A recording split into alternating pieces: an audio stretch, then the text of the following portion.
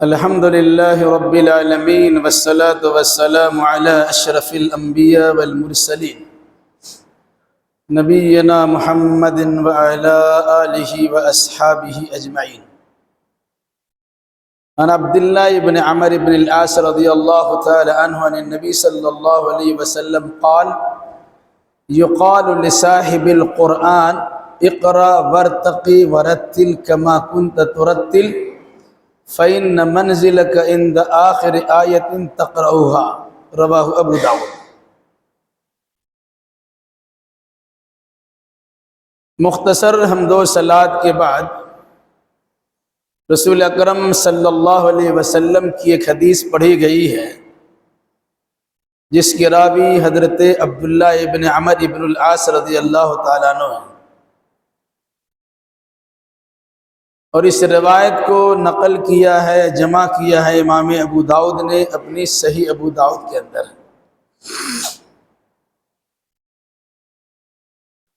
حضرت عبداللہ ابن عمرو ابن العاص فرماتے ہیں کہ نبی کریم صلی اللہ علیہ وسلم نے ارشاد فرمایا،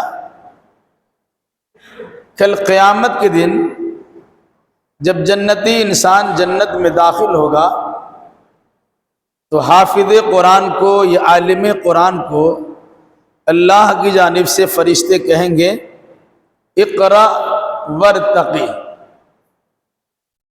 پڑھتا جا اور چڑھتا جا، ورتل کما کنت ترتل فی الدنیا، اور ترتیل کے ساتھ ٹھہر ٹھہر کر تجوید کے ساتھ اچھے انداز میں قرآن پڑھو جس طرح تم قرآن دنیا میں پڑھا کرتے تھے. فَإِنَّ مَنْزِلَكَ عِنْدَ آخِرِ آیَةٍ تَقْرَؤُهَا، تمہاری منزل، تمہارا ٹھکانہ، تمہارا مقام، تمہارا مکان وہی ہوگا جہاں قرآن کی آخری آیت تم پڑھو گے. اس حدیث میں اللہ کے نبی صلی اللہ علیہ وسلم نے قرآن کی فضیلت بیان کی ہے، حافظ قرآن کی فضیلت بیان کی ہے. پھر جو حافظ قرآن کو ترتیل کے ساتھ، تجوید کے ساتھ، مخارج کی صحیح ادائیگی کے ساتھ صحیح انداز سے پڑھتا ہے، اس کی بھی فضیلت بیان کی ہے. جس طرح قرآن کے حفظ کرنے میں انسان مختلف قسم کے ہوتے ہیں، کسی کو تھوڑا یاد ہوتا ہے، کسی کو اس سے زیادہ یاد ہوتا ہے، کسی کو اس سے زیادہ یاد ہوتا ہے. کوئی چند سورتوں کا حافظ ہوتا ہے، کوئی چند پاروں کا حافظ ہوتا ہے، کوئی مکمل 30 پارے کا حافظ ہوتا ہے. پھر اس کے ساتھ پڑھنے میں مہارت ہوتی ہے، کوئی انسان روانی سے پڑھ جاتا ہے، کوئی انسان ٹھہر ٹھہر کے پڑھتا ہے، کوئی انسان قرات کرتے ہوئے، تلاوت کرتے ہوئے، تجوید کا خاص خیال کرتے ہوئے بڑے سنجیدہ مزاجی سے پڑھتا ہے. تو حدیث رسول میں اس حقیقت کو بیان کیا گیا، جب انسان جنت میں داخل ہوگا اس سے کہا جائے گا تم کو کتنا قرآن یاد ہے. جتنا قرآن یاد ہے اتنی بڑی جنت تمہیں ملے گی.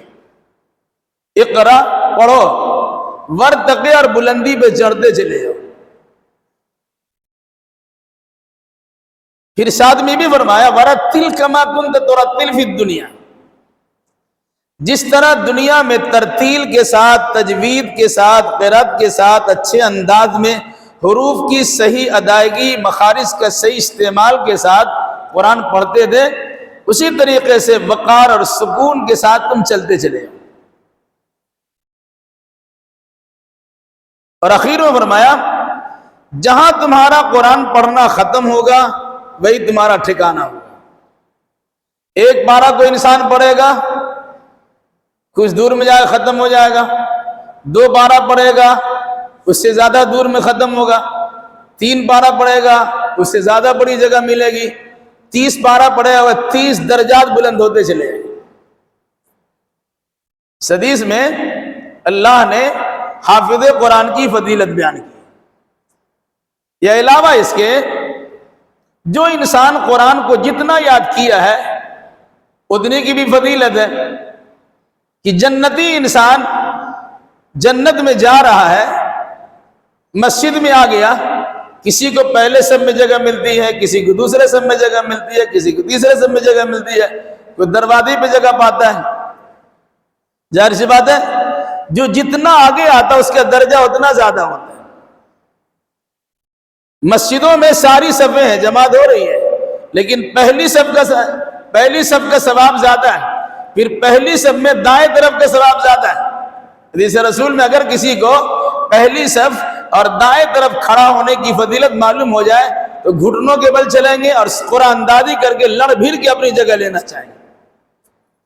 اسی انداز سے انسان جب جنت میں داخل ہوگا، دروازے پہ اس سے کہا جائے گا یہ جنت میں داخل ہو گیا، کتنا بڑا مقام حاصل کرنا چاہتے ہیں، کتنی بڑی جگہ حاصل کرنا چاہتے ہیں، کتنا اونچا مقام حاصل کرنا چاہتے ہیں۔ اب آپ کی ذمہ داری ہے جیسا قرآن آپ کو یاد ہے ویسی جگہ لیتے چلے آئیے۔ تھوڑا سا یاد ہے جگہ تھوڑی سی ملے گی، زیادہ یاد ہے بہت زیادہ جگہ ملے گی۔ جہاں تمہارا قرآن ختم ہوگا وہیں تمہارا ٹھکانہ ہوگا، یعنی 30 پارہ اگر آپ نے یاد کیا ہے تو 30 درجہ بلند آپ کو ملے گا۔ اللہ کے نبی صلی اللہ علیہ وسلم نے قرآن پڑھنے کی تاکید بھی کی ہے اور قرآن کی فضیلت بیان کی۔ کون انسان ہے جو نہیں چاہتا کہ اسے اعلیٰ مقام ملے گا؟ وی آئی پی ہے، وی آئی پی بننا آپ چاہتے ہیں؟ کیوں بھائی؟ پروگرام بڑے بڑے منسٹروں کے ساتھ ہو رہا ہے، کہیں بھی کرسی پہ جگہ ملے گی رہ جائیں گے، اب تو داخل ہو چکے ہیں، لیکن کوشش کریں گے بالکل سامنے بیٹھیں گے آپ، اس کی قربت کا فائدہ ہوگا۔ اسی انداز سے صاحب قرآن سے، حافظ قرآن سے، عالم قرآن سے، مدرس قرآن سے، مفسر قرآن سے، عامل قرآن سے کہا جائے گا پڑھیے اور چڑھیے جائیے، آپ کا مقام وہاں ہے، جہاں آپ قرآن ختم کریں گے وہی درجہ آپ کا ہے۔ اب پچھلے سب میں رہتے ہیں کہ اگلی سب میں رہتے ہیں وہ آپ کا اختیار ہے۔ تھوڑا سا یاد کیا تو پچھلے سب میں رہیے، زیادہ یاد کیا اس سے آگے سب میں جائیے، اور زیادہ یاد کیا اس سے آگے سب میں جائیے، زیادہ یاد کیا بہت زیادہ یاد کیا تو بالکل آگے چلے آئیے۔ تو اللہ کے نبی صلی اللہ علیہ وسلم نے قرآن کی فضیلت بیان کر کے صاحب قرآن کی فضیلت بیان کی ہے، اور صاحب قرآن بننے یا عالم قرآن بننے یا حافظ قرآن بننے یا قاری قرآن بننے کی ترغیب دلائی ہے۔ کون انسان ایسا ہے جو نہیں چاہے گا کہ جنت میں اعلیٰ مقام حاصل کرے؟ اس لیے خود پڑھیے قرآن، درجہ حاصل کیجیے، نہیں پڑھ سکے ہیں اپنے بچے کو حافظ قرآن بنائیے، صحیح عالم دین بنائیے، صحیح اس پر عمل کرنے والا بنائیے۔